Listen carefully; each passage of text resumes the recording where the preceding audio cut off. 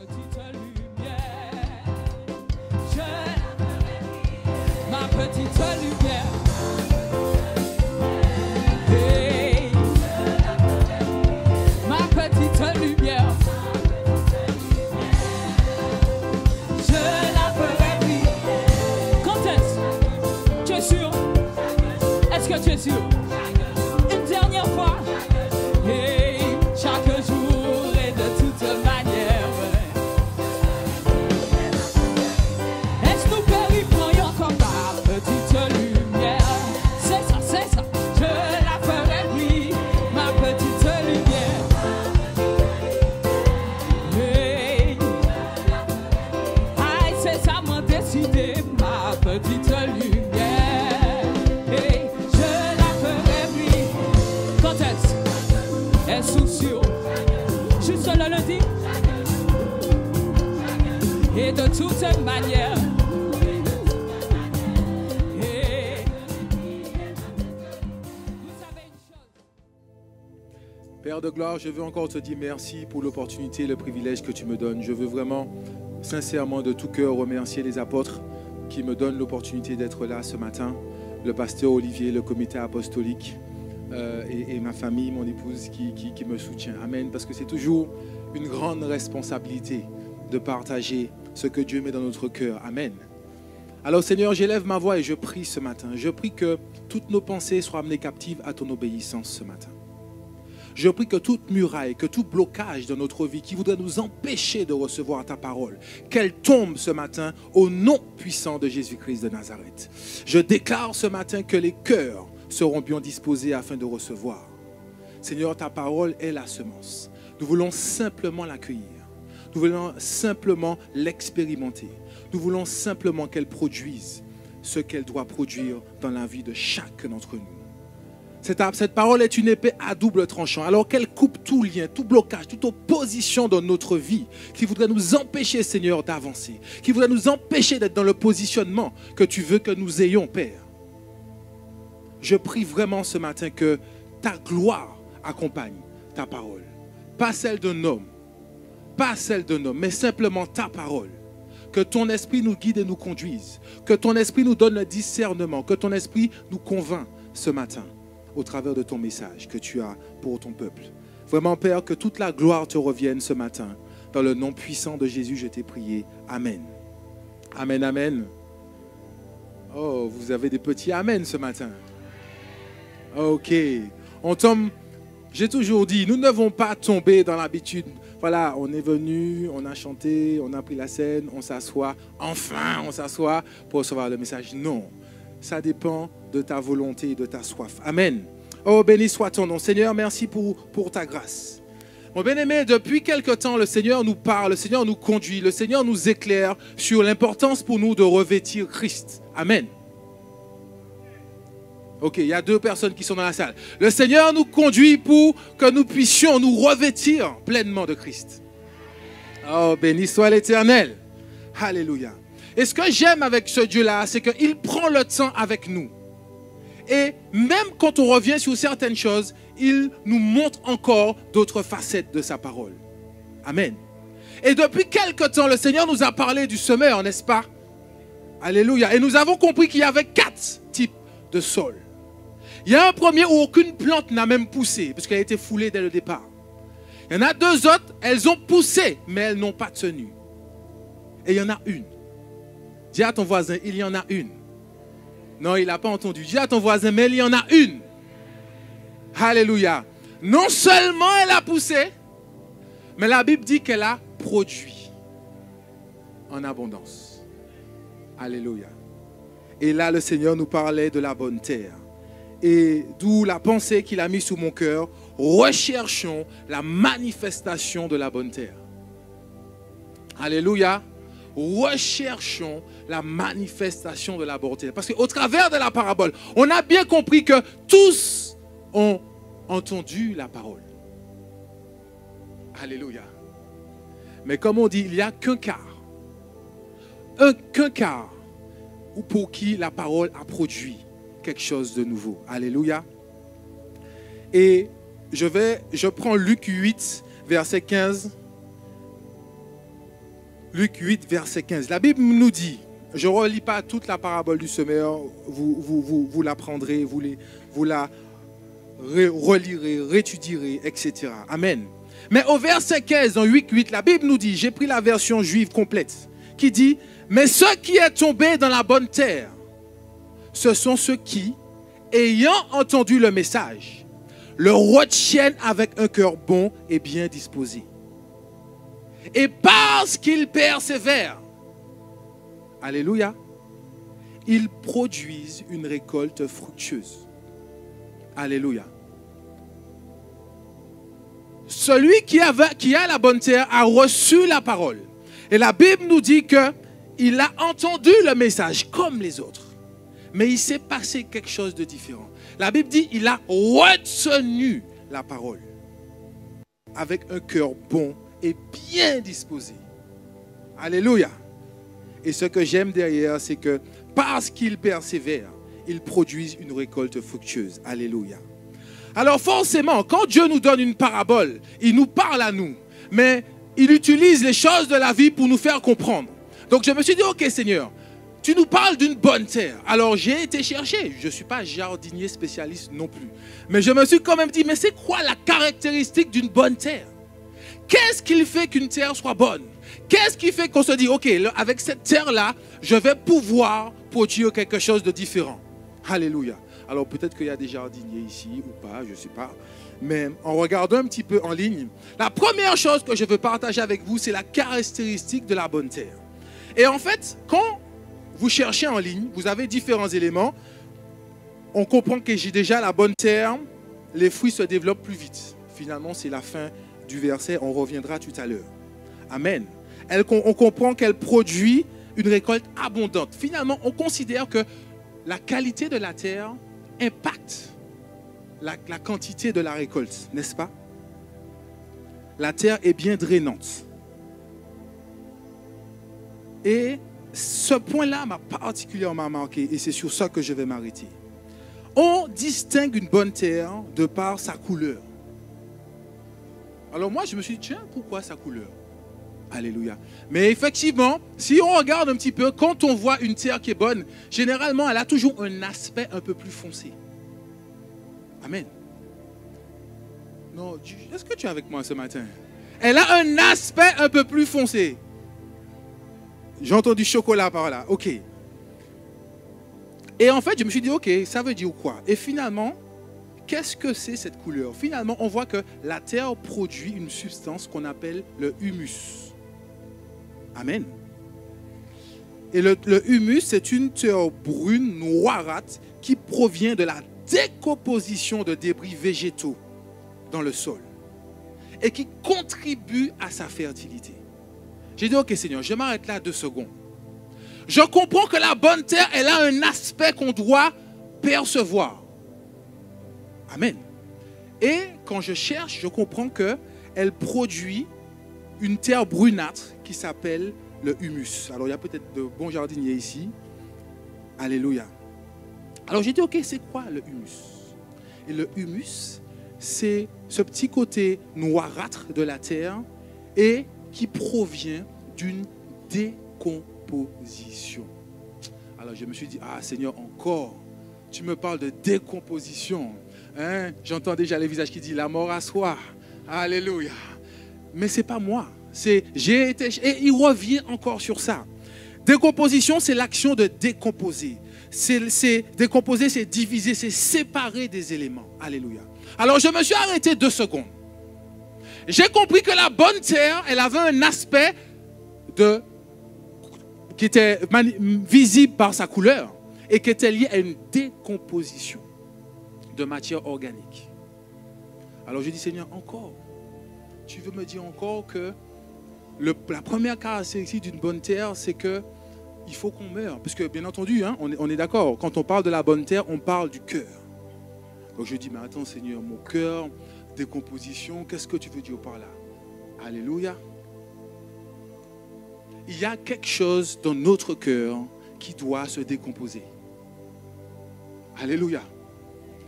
Et on dit que c'est cette partie qui se produit sur la terre, qui lui apporte la fertilité.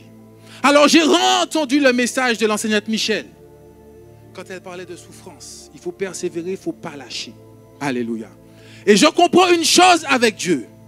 L'une des premières caractéristiques pour celui qui a une bonne terre, un cœur bon, alléluia, il va passer par la souffrance.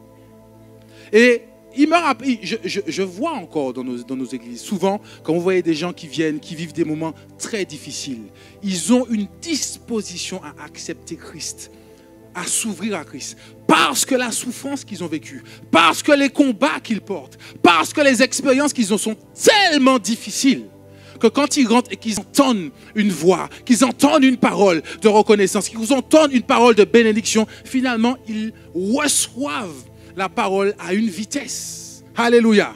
Alors que quand tu arrives, tout va bien pour toi. Tu es grand, tu es beau, tu es fort. Tu as tout ce qu'il te faut. Tu n'as besoin de rien. On t'a invité. Tu as accepté de venir parce qu'on t'a invité. Ou pour faire plaisir à quelqu'un. La parole est prêchée. Le message est annoncé. Mais le message se heurte à une pierre. Alléluia. Le message se heurte à quelque chose qui fait qu'il ne peut pas pénétrer et produire. Tu peux être assis là. Tu peux entendre. Mais je comprends qu'il y a une personne, quand elle va entendre, ça va rentrer. Et ça va produire quelque chose. Et je comprends qu'il y en a d'autres qui vont entendre. Et ils vont sortir comme ils sont venus. Alléluia. Alléluia.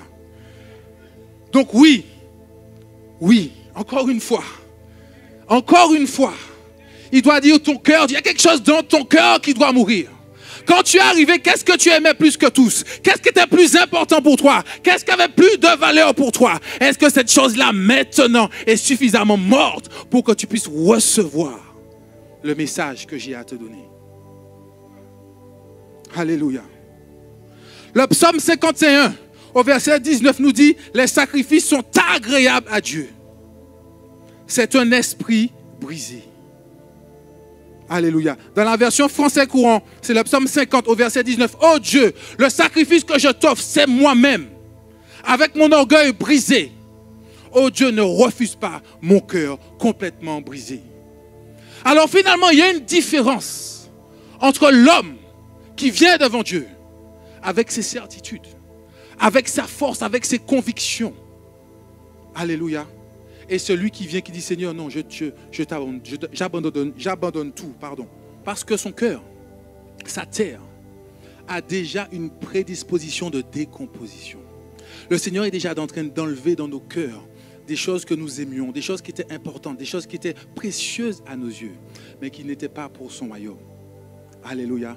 Voilà déjà une première caractéristique pour avoir une bonne terre, un cœur bien disposé. Alléluia. Quand on a lu dans le verset, on a dit qu'au départ, il a un cœur bon et bien disposé. Je réalise une chose.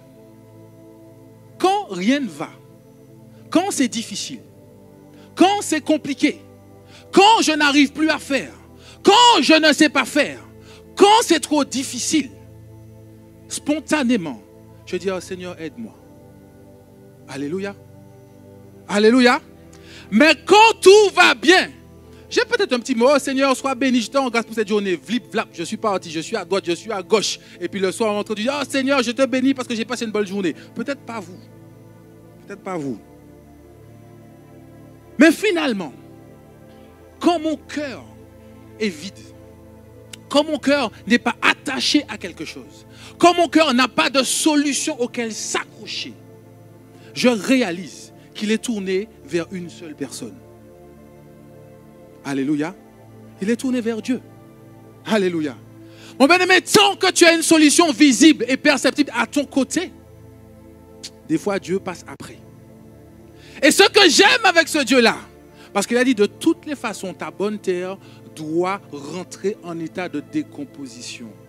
Donc ça veut dire qu'à un moment donné, il va permettre que la situation continue à s'endurcir, qu'elle ne change pas, qu'elle ne bouge pas, parce qu'il veut que l'état de décomposition de ton cœur soit manifeste. Alléluia. Et à ce moment-là, tu seras cette personne, comme on l'a lu, qui aura un cœur bien disposé.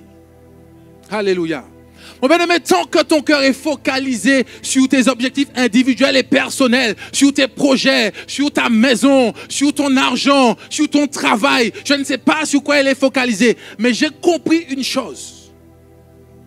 Il a dit, celui qui avait un cœur qui était en état de décomposition, finalement un cœur de sacrifice, un cœur tourné vers moi, un cœur qui ne cherche pas son intérêt, alors il commence à avoir un cœur bien disposé.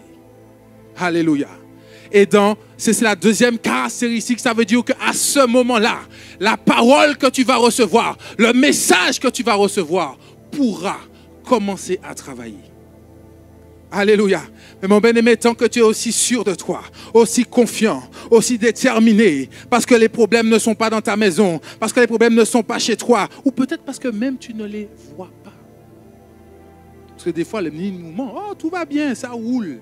Regarde, tu es en bonne santé. Mais non, tu n'es pas comme ton voisin là, qui est toujours malade. Non, toi, ça va. Toi, ça va. Ok, mais si tu as un cœur bien disposé, la souffrance de l'autre ne te laissera pas indifférent. Alléluia. La souffrance de l'autre, le malheur de l'autre ne te laissera pas indifférent. Parce que quand tu as ce cœur bien disposé, alors tu peux commencer à dire à Dieu, non, de voir cette personne-là souffrir, ça ne me plaît pas. Oh non Seigneur, je sais que tu es un Dieu de miracles et que tu peux faire pour tout le monde. Alors tu vas donner une parole de connaissance à cette personne. Tu vas lui apporter un soutien. Tu vas te tourner vers elle. Ton cœur va se tourner vers celui qui n'a pas. Alors que toi tu auras et que tout sera bien, chaque fois que tu vas voir, le Seigneur va toujours te montrer les personnes qui seront peut-être en difficulté. C'est une façon pour lui de dire, ok, est-ce que ton cœur, Cédric, est réellement bien disposé? Est-ce que ton cœur est réellement mort à lui-même? Est-ce que l'état de décomposition est suffisamment important en toi pour que tu vois mes brebis qui souffrent autour de moi? Alléluia. Ou alors, ma seule préoccupation, et j'ai été comme ça, j'ai vécu ça, c'était Seigneur, moi. Oh, moi et ma maison, moi et mon travail. Seigneur, donne-moi, donne-moi, donne-moi. Mais à un moment donné, cette prière-là ne fonctionne plus. Alléluia. Parce qu'on doit arriver avec un cœur brisé et un cœur bien disposé. Alléluia. Une fois qu'on a dit tout ça, on se dit, mais Seigneur, ok, pour mon cœur. Mais comment je peux réussir maintenant à obtenir et à entretenir cette bonne terre? Comment je peux passer de cette terre, de cette terre raide, dure, par rapport à tout ce qu'on a vécu certainement? Parce que vous tous, on le sait, on peut avoir un jardin. Tu peux travailler ta terre, préparer ton jardin. Mais dès lors que tu la laisses là, quelques jours ou quelques semaines, il y a toujours de mauvaises semences qui apparaissent. Alléluia. On va prendre Jacques au chapitre 4. Si vous voulez bien. Dans la version Louis II. Là, on est sur le deuxième point. Comment je fais pour obtenir et surtout pour entretenir cette bonne terre? La Bible nous dit dans Jacques 4, au chapitre Jacques 4, verset 1. D'où viennent les luttes? D'où viennent les querelles parmi vous? N'est-ce pas de vos passions qui combattent dans vos membres? Vous convoitez et vous ne possédez pas.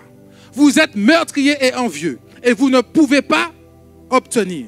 Vous avez des querelles et des luttes et vous ne possédez pas parce que vous ne devez pas. Vous demandez et vous ne recevez pas parce que vous demandez mal dans le but de satisfaire vos passions. Adultères que vous êtes, ne savez-vous pas que l'amour du monde est inimitié contre Dieu? Celui donc qui veut être ami du monde se rend ennemi de Dieu. Croyez-vous que l'Écriture parle en vain? C'est avec jalousie que Dieu chérit l'Esprit qu'il a fait habiter en nous. Il l'accorde, au contraire, une grâce excellente.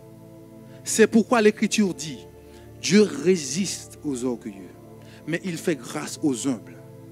Soumettez-vous donc à Dieu, résistez au diable et il fuira loin de vous.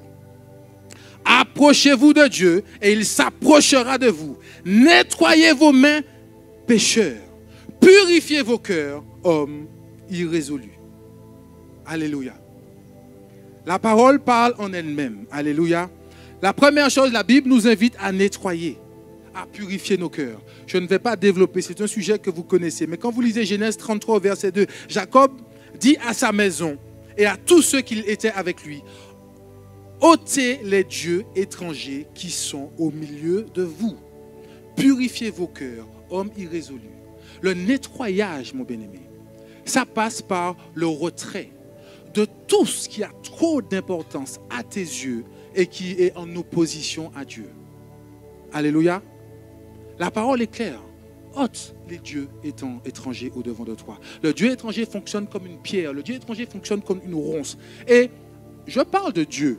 Ça peut être juste une passion. Le verset qu'on a lu, on parle de passion. Ça peut être quelque chose que tu aimes beaucoup. Moi qui étais très foot, petit à petit, il m'a fait comprendre qu'à un moment donné, il faudra accepter de mettre ton foot de côté et je passe avant. Et quand tu auras du temps, tu pourras, mais je passe avant.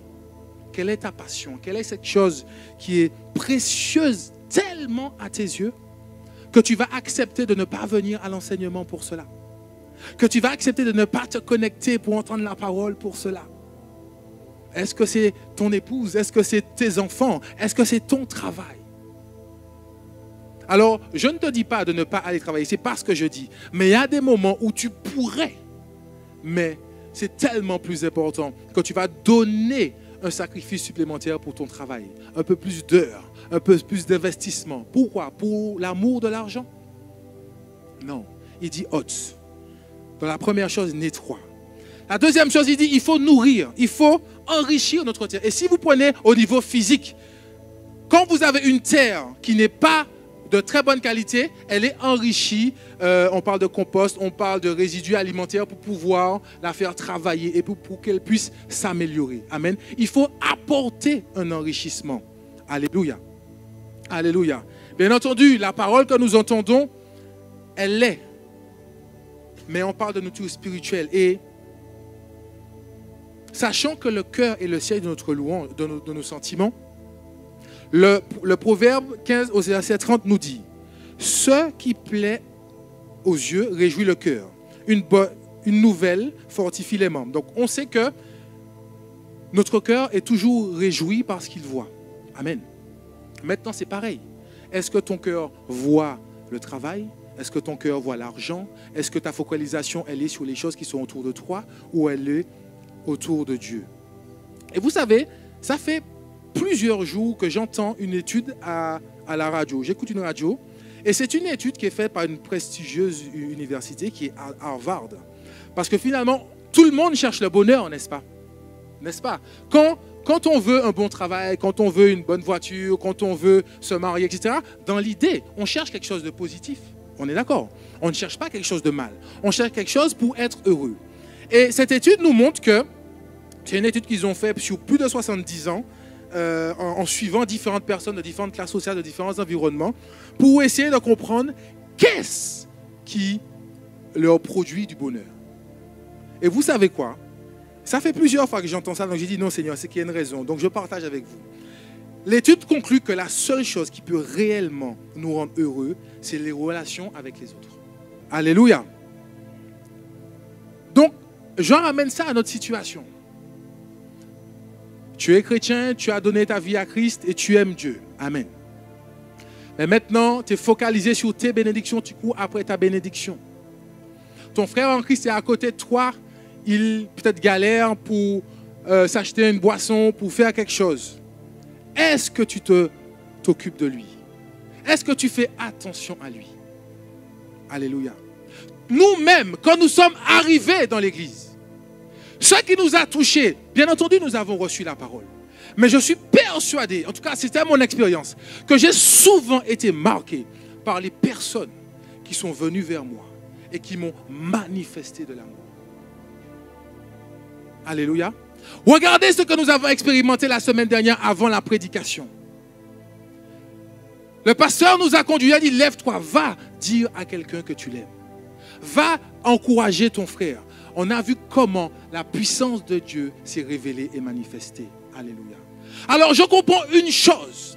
Dans le cœur, on peut désirer posséder, comme on a lu dans Jacques. On peut désirer obtenir des choses. On peut désirer avoir une position sociale. On peut désirer obtenir les biens et les promesses que Dieu a prévues pour nous. Mais je comprends qu'il y a une chose plus importante que tout cela. Et c'est l'amour. C'est l'amour, mon bien-aimé. Comme cette étude montre, ce qui marque, sur une étude de 70 années, on interroge plusieurs personnes, le vecteur de bonheur, c'est la relation humaine. Qu'est-ce que produit la relation humaine? Ce n'est pas de partager, dire à mon frère que je l'aime, l'encourager, le soutenir, ce n'est pas échanger, ce n'est pas communier, ce n'est pas la communion fraternelle. C'est pour ça que j'aime ce verset qui dit, il est bon, il est doux, il est agréable pour des frères de demeurer ensemble. Alléluia. Et en fait, dans ma première conception, je disais, oui, c'est parce qu'on est ensemble que Dieu envoie. C'est juste que comme on est ensemble, on manifeste l'amour et on reçoit la bénédiction. On reçoit la grâce qui est attachée à l'amour de Dieu. Alléluia. Et c'est ce que ce verset nous dit dans le psaume 33. Voici, oh, qu'il est agréable, qu'il est doux pour des frères de demeurer ensemble. C'est comme l'huile précieuse qui coule, répandue sur la tête, qui descend sur la barbe d'Aaron, qui descend sur le bord de ses vêtements. C'est comme la rosée d'Hermon qui descend sur la montagne de Sion, car c'est là que l'Éternel envoie la bénédiction, l'appui pour l'éternité. Alléluia. Mon bien-aimé, il faut enrichir notre terre par l'amour fraternel.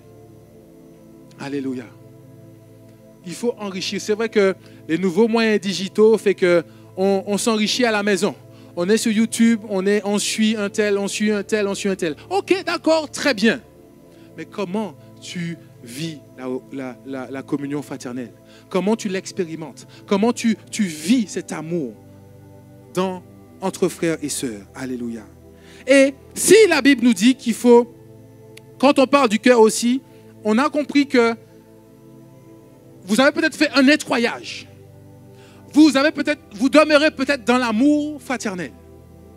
Mais le temps passant, il y a des choses qui reviennent. Il y a des ronces qui reviennent. Il y a des épines qui reviennent. C'est pour ça que nous comprenons qu'il faut résister et persévérer. Et je veux rester 2 secondes sur ce point.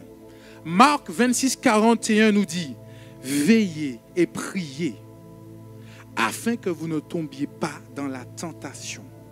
L'esprit est bien disposé, mais la chair est faible.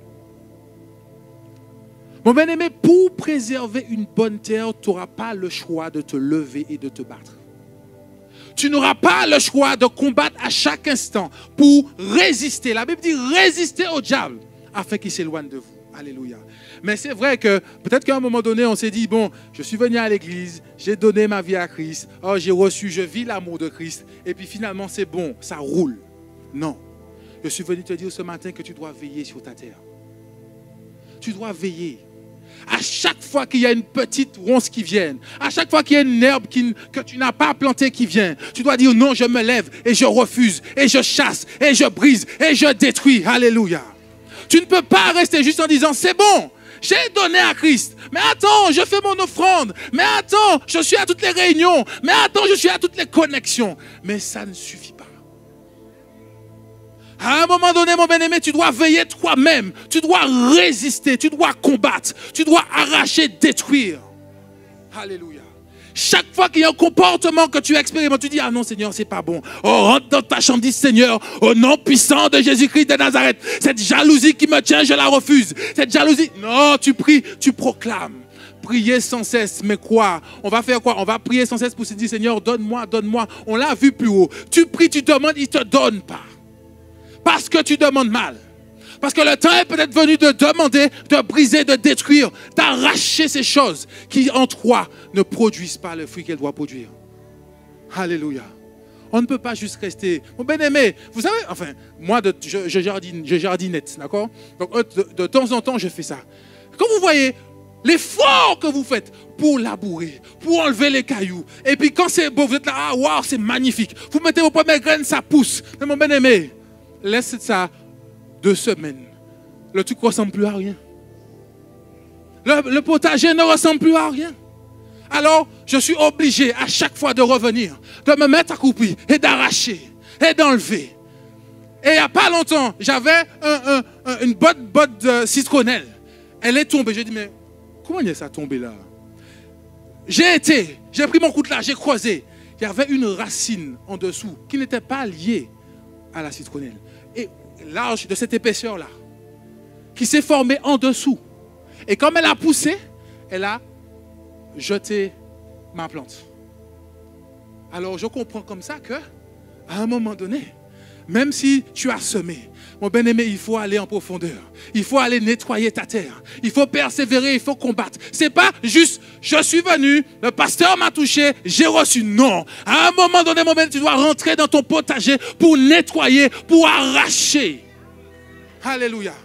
C'est pour ça que Dieu nous dit, on n'a pas à lutter contre la chair et le sang. Ça veut dire quoi? Ça veut dire que quand tu as des situations bizarres autour de toi, pas aller goumer puis un moun.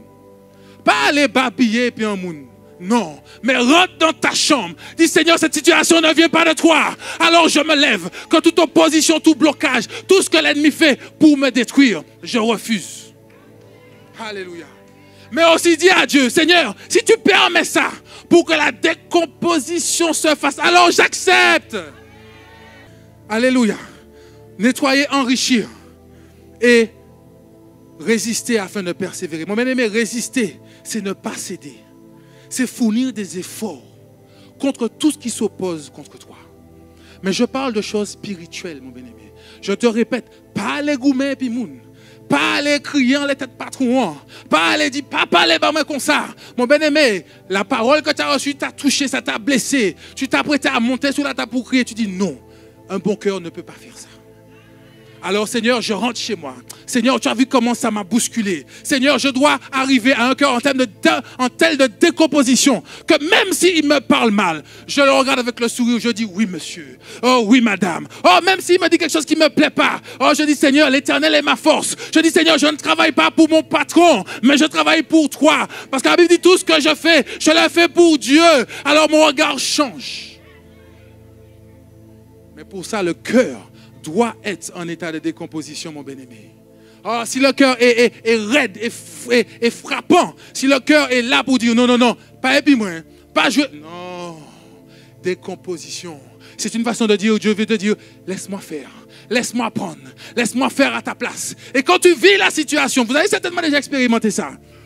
Vous vous lamentez, vous dites, c'est pas possible. Comme l'enseignante Michel, vous dites à Dieu, ben attends, ta parole dit ça et je vis le verse. Mon bien-aimé, tu dis, Seigneur, que toute la gloire te revienne.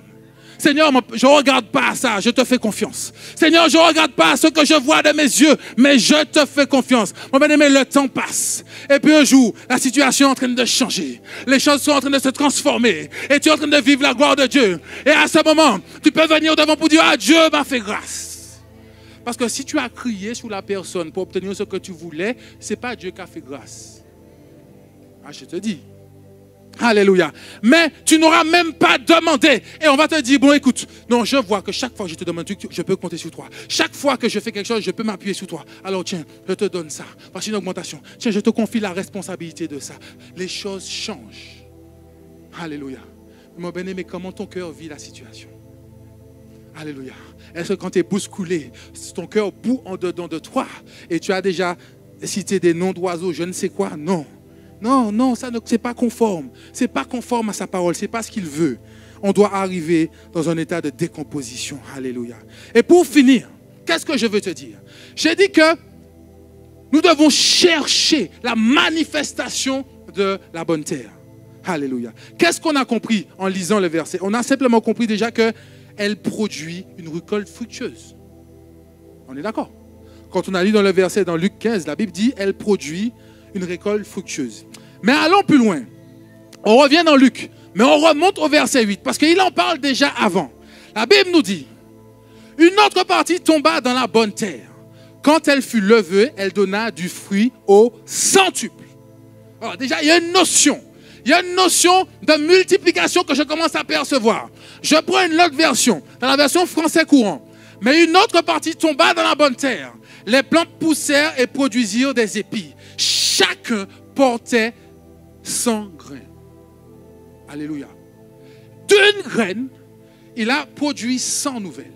Je vais dire, Seigneur, il y a un truc que tu veux me faire comprendre là. Finalement, c'est quoi la manifestation de la bonne terre? Qu'est-ce qui se passe? Mais une autre partie des grains tomba dans la bonne terre, poussa et produisit 100 fois plus que ceux qui avaient été semés. Alors je dis, Seigneur, ok, il y a une notion que je dois saisir ici. Tu me dis que la bonne terre, elle permet de produire 100 fois plus. Alléluia. Et on est, enfin peut-être pas vous, hein. Moi je suis toujours celui qui dit Seigneur, mais donne-moi. Seigneur, tu ne vois pas que j'y manque ça. Je suis toujours à dire Seigneur, donne. Mais là il me dit comme ça, c'est dit, mais attends, si tu acceptes que ton cœur se décompose et meurt à toutes tes passions, à tout désir, si tu préserves ce terrain-là, alors la semence que je mettrai en toi, qui est la graine, elle produira 100 fois plus que ce que tu as reçu. Alléluia. Alors je comprends que dans la manifestation de la bonne terre, il y a une notion de multiplication que le Seigneur veut nous faire vivre. Alléluia. Mais la condition, c'est qu'il faut que le cœur soit bien disposé. Alléluia. Ce que j'ai aimé, la Bible dit, il reçoit la parole, mais il la retient. Bien-aimé, est-ce que quand tu reçois la parole, tu la retiens? Est-ce que tu te bats pour la retenir? Et finalement, ce que je comprends, tout ce que nous expérimentons à l'extérieur de notre vie, même dans l'église. Je parle pour toi, je parle toujours franchement, excusez-moi. Hein. Tu peux être dans la maison de Dieu. Tu as envie, tu as un cœur, tu as soif. Tu reçois un message. Oh, Dieu est grand. Tu arrives sous le parking. Ton voisin ou ta voisine critique le message. Qu'est-ce que ton cœur va retenir? Alléluia. Qu'est-ce que ton cœur va retenir? Est-ce qu'elle va retenir le message que tu es sorti avec le sourire? Ou bien la remarque inappropriée, désobligeante, impromptue, appelle-le comme tu veux, de ton voisin qui à ce moment-là avait peut-être le cœur un peu plus fermé. Mon bien-aimé, dans cette notion de multiplication, Matthieu 3, 8 nous dit « Produisez donc du fruit digne de la repentance ». Et ça, c'est vraiment quelque chose qui me marque. Je l'ai toujours dit, on cherche à produire du fruit, n'est-ce pas? Mais la Bible nous parle ici d'un fruit digne de la repentance. Donc je comprends que quand tu as un cœur de sacrifice, un cœur bien disposé, mon bien-aimé, tes agissements produiront un fruit de repentance. Alors que si ton cœur n'est pas complètement mort, comme je l'ai déjà entendu des fois dans certaines de nos prédications, dans des églises où j'ai pu voyager un petit peu, on va t'expliquer qu'on est béni parce qu'il a fait je ne sais quoi et il a eu une grosse voiture. Ok. Est-ce que ta grosse voiture que Dieu t'a donnée va me produire un fruit de repentance? Ça va me donner l'envie. Ça va me donner l'envie. J'aurais envie de dire, ah ouais, ben, si Dieu a fait ça pour lui, moi aussi je veux une voiture. Mais est-ce que ça va m'emmener à la repentance? Alléluia. Alors mon bien-aimé, si tu as le cœur de sacrifice, tu donneras à Dieu sans compter. Et Jean 15, 16 nous dit, et ça c'est ce qui m'encourage. Jean 15, 16 nous dit, ce n'est pas vous qui m'avez choisi, mais c'est moi qui vous ai choisi. Et je vous ai établi afin que vous alliez, que vous portiez du fruit et que votre fruit demeure. Alors, ce que vous demanderez en mon nom, ce que vous demanderez au Père en mon nom, il vous le donnera. Ce que je vous commande, c'est de vous aimer les uns les autres. Et mon bien-aimé, la boucle est bouclée. Mon bien-aimé, si ton cœur ne reçoit pas l'amour, si ton cœur n'a pas le sacrifice pour accepter l'amour, même de ton ennemi,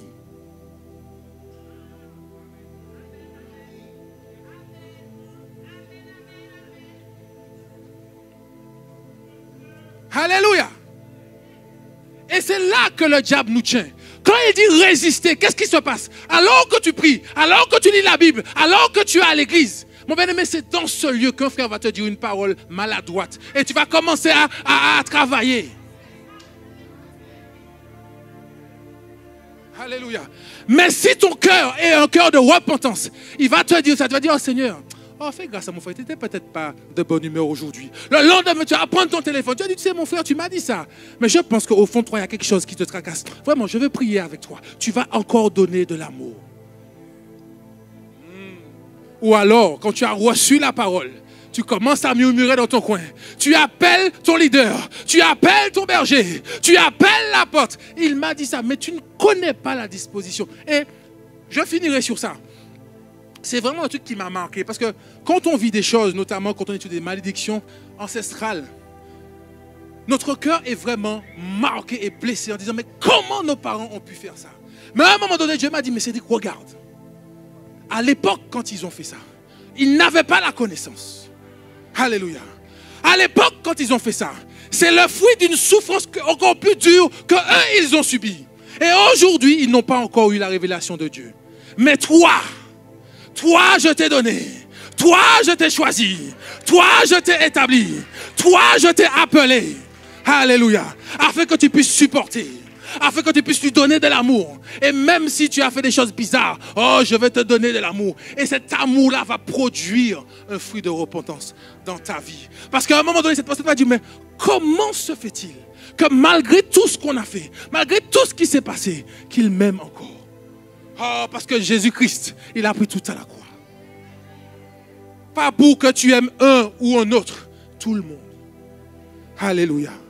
Mon bien-aimé, ce fruit, et je partage ça pour finir. Je me suis beaucoup focalisé sur le fruit, ce qu'on obtenait, le mariage, c'est un fruit. Je me suis focalisé beaucoup dessus. Mais à un moment donné, il me dit, le fruit qui compte, Cédric, c'est le fruit de ton cœur. D'un cœur de sacrifice. Alléluia. Ça veut dire que peu importe ce qui se passera autour de toi, tu manifesteras mon amour. Dans ton mariage, dans ton travail, dans mon assemblée. On va aimer ton frère va faire une bêtise. Est-ce que tu vas le couvrir ou tu vas le jeter en pâture? Alléluia. Mais comment on peut en arriver là? C'est d'avoir un cœur vraiment transformé. Et comme on l'a dit, il ne suffit pas d'avoir un cœur transformé. Il faut l'entretenir. Il faut combattre chaque jour pour ça. À chaque instant. C'est la chose la plus précieuse que Dieu nous a donnée. Pour nous dire, aimez-vous les uns les autres. Et ça boucle la boucle. Alors que Harvard, là on dit que tous les éminents, je ne sais quoi, réfléchissent et étudient. Ils disent la chose qui rend la plus heureux un homme. Ce n'est pas son argent. Ce n'est pas toutes les choses auxquelles la société nous convainc par rapport à nous pousser à la consommation. Mais la Bible nous dit, Harvard disait plutôt, que c'est les relations humaines. Et cela boucle le chemin où Dieu dit, aimez-vous les uns les autres. La manifestation de la bonne terre, mon bien-aimé, elle passe par un cœur qui aime. Alléluia. Alors oui, ça produit une souffrance, une douleur parfois. Mais c'est comme ça qu'il produit le humus dans ton cœur. Pour que tu puisses produire du fruit. Alléluia. C'est trop facile. J'ai reçu, béni soit l'Éternel. Non. À un moment donné, il veut que tu arrives dans cette position. Amen. Un cœur sincère. Un cœur honnête, comme la Bible nous dit parfois. Un cœur qui va retenir la parole.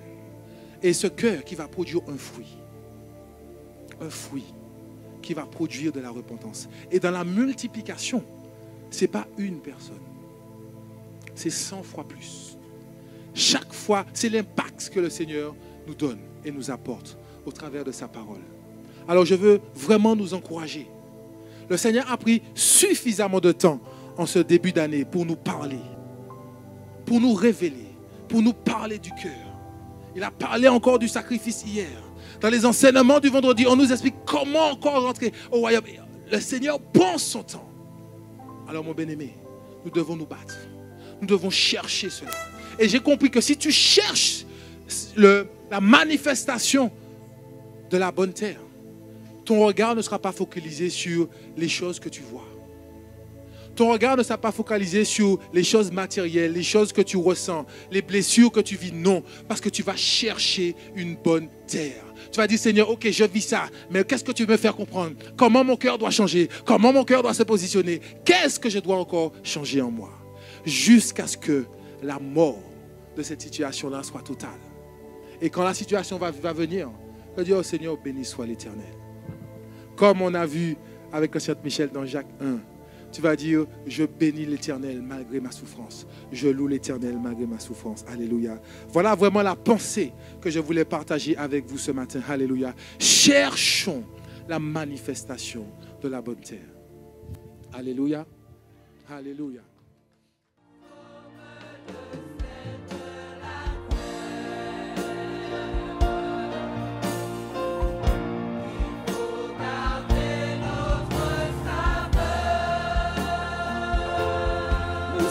Lumière. Nous sommes lumière du monde. Il faut garder notre saveur. Nous les enfants, ne craignons pas. Nous les enfants, ne craignons pas. Car il est avec nous. S'il le craint, s'il le craint. Le pain, le blé, tombé en terre, refuse de mourir. La moisson De l'espoir des hommes ne pourra jamais fleurir. nous sommes le sel, nous sommes le sel. Comme le sel de la terre, il faut garder notre saveur. Nous sommes lumière du monde.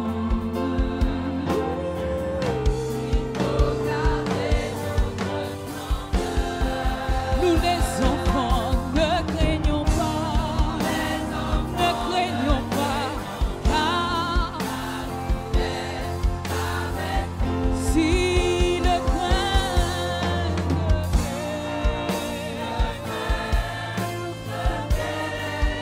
de blé tombé en terre, Refuse de mourir. la moisson De l'espoir des hommes. Est-ce que quelqu'un peut lever la main et dire Alléluia? Alléluia. Je n'entends pas ton Alléluia. Alléluia.